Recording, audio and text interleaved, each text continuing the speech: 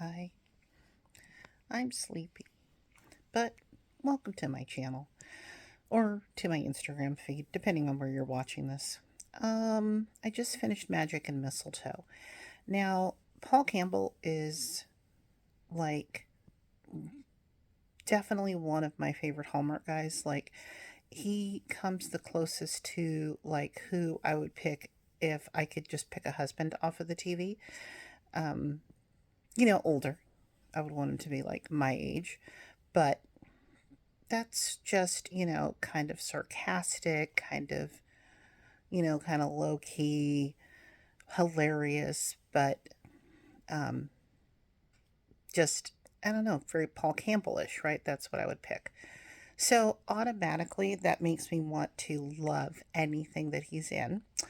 And I didn't love this movie, but I did like it fine. So I'm disappointed because I wanted to love it, but I did like it fine. Um, I don't know. There are a couple things. There are a couple things that he gets like upset about that I find really like silly that he would get upset about them, kind of thing.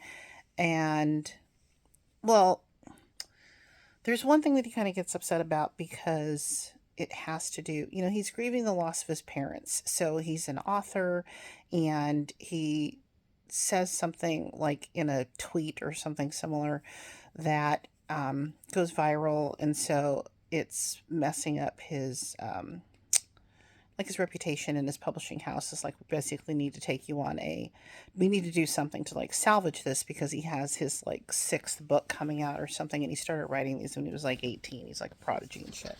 So anyway,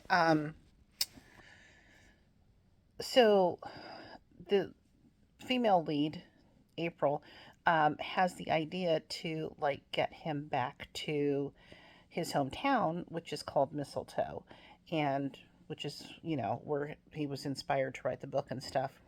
Because they have this big Christmas festival, and a lot of the Christmas festival um, has like stuff to do with like him and his book, and because he made their town like famous and stuff because the books are all um, Christmas books. Like the book series is called Magic and Mistletoe. So anyway, of course he's like, I don't want to go do this, and April tells him, well, like, you have to do any things like that we think are necessary. It's in your contract or you can get sued. And then later she says something to him, like once they get there and stuff, where she was like, yeah, well, we couldn't really sue you. And then he was like, you lied to me. And I was like, this is so stupid. Like, you shouldn't be upset about that when she basically, oh, I mean, I guess if you think about it, oh, it's nap time. Um, it's not that she tricked him into doing it. He needed to do it, but I don't know. I just thought it was a little bit silly the way he got upset about that. And then later he gets upset because she decorates his house and stuff, and he hasn't been home in a while. And the reason is because, he misses his parents, and being home reminds him of his parents, and they loved Christmas. And um, the two of them are getting along and stuff, and she arranges to like have his house decorated and stuff while they're out doing something, and he comes home and gets mad and is like, you shouldn't have done that. And he's like, no, I mean, you really shouldn't have done that. I told you not to do that, or something like that. And I was like, oh my god, here we go again.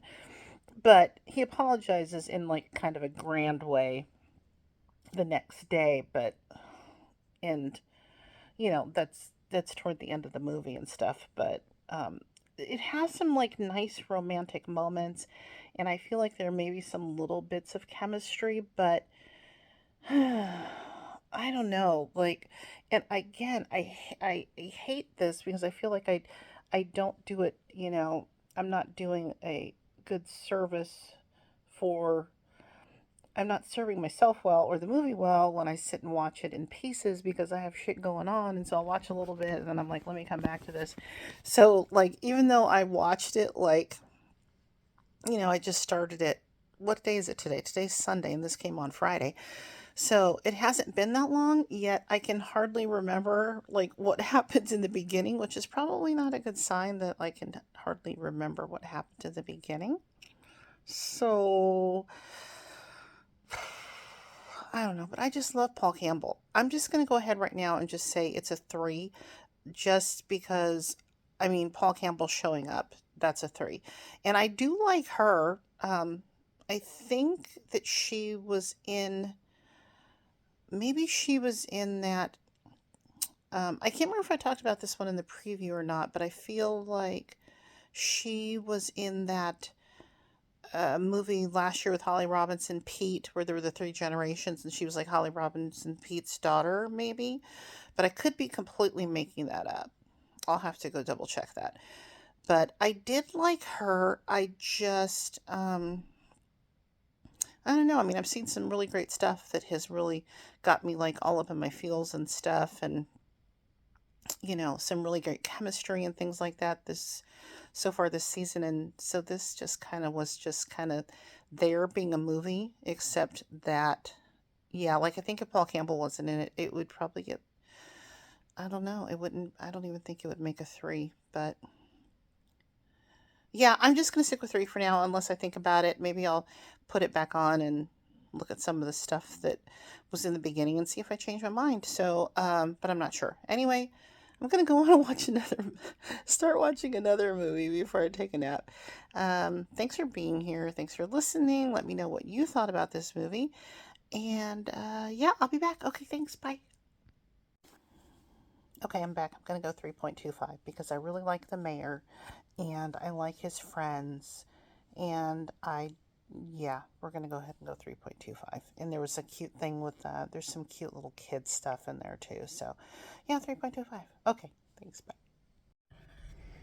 And I'm glad that I decided to go 3.25. This is like a day or two later because there's an amazing cameo in this, and it's like right in the beginning. So I'm not going to say what it is, but the not just the person who has the cameo, but the conversation they have, because it relates to um, the characters in real life. Let's just say that, and it's amazing. So yeah, definitely will stick with 3.25.